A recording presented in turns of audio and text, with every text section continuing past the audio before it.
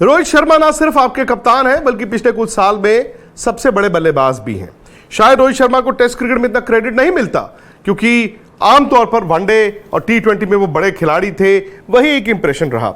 लेकिन अगर आप रोहित को ओपनर के बाद से देखें तो उन्होंने ना सिर्फ कंसिस्टेंट तरीके से रन बनाए हैं बल्कि वो रन जो भारत को जिताते भी हैं। याद कीजिए ना चेन्नई का वो 100, जब उन्होंने इंग्लैंड को खराब विकेट पे वो पारी खेलने के बाद मैच हरा दिया। शायद यहां पर भी जिस तरह से उन्होंने बैटिंग की है वही भारत की जीत का सबसे बड़ा कारण बनेंगे। जब भारत की टीम इंग्लैंड गई थी 2021 में, वहां पर भी रोहित शर्मा के रनों ने ही भारत को सीरीज में 2-1 की लीड दिलाई थी।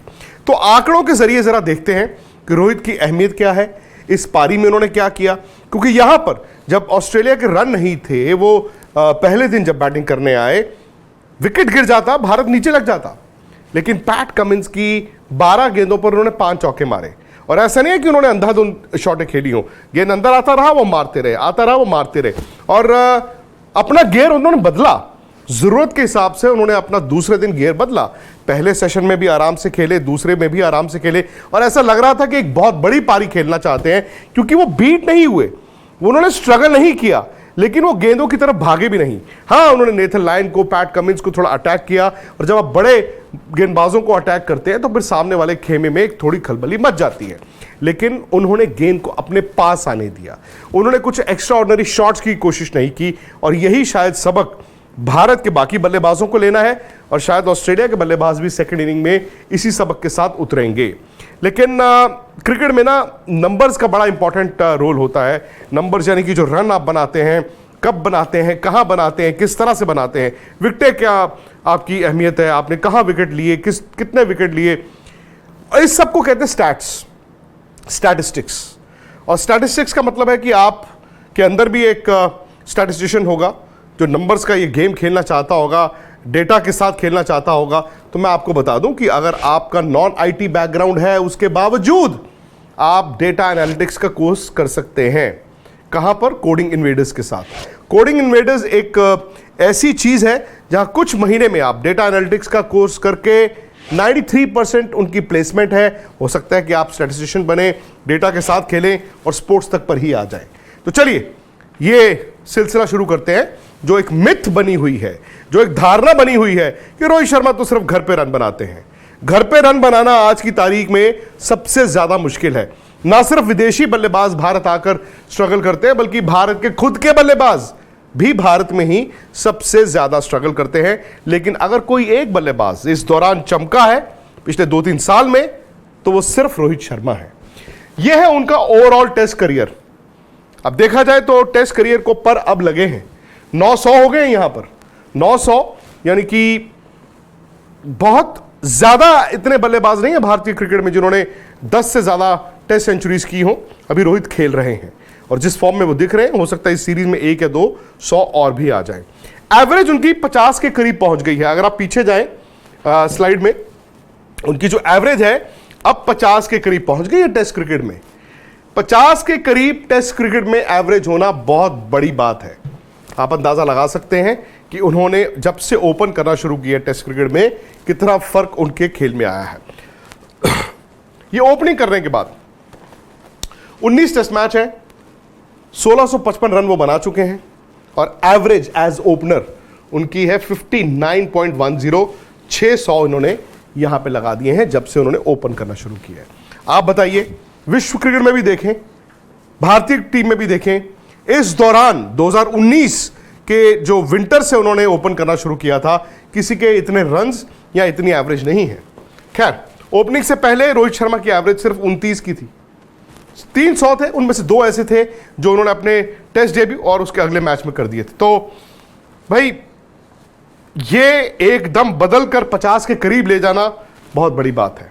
लेकिन अब सवाल यह है कि घर में यानी कि इंडिया में, जो आमतौर पर कहते थे ना बल्लेबाज के लिए एक प्रिविलेज होता है घर के शेर, लेकिन घर के शेर होना आजकल सबसे ज्यादा मुश्किल है। बाकी बल्लेबाजों के घर पे रन नहीं है, लेकिन रोहित ने जब से ओपन करना शुरू किया है 12 मैचों में 1095 रन, 73 की एवरेज है, 500 है इनके, और वो 100 जिन्होंने इंडिया को मैचेस जिताए हैं। होपफुली ये मैच भी इंडिया रोहित के 100 के बूते जीतेगा। विदेश में भी देख लीजिए, विदेश में जब से वो ओपन कर रहे हैं 7 टेस्ट मैचों में 561 रन है उनके। एवरेज विदेश में भी 43.15 की है 100। अगेन वो रन जो भारत को विदेश में जाकर भी मैच जिताने में कामयाब रहे हैं, भले वो इंग्लैंड हो भले वो ऑस्ट्रेलिया हो।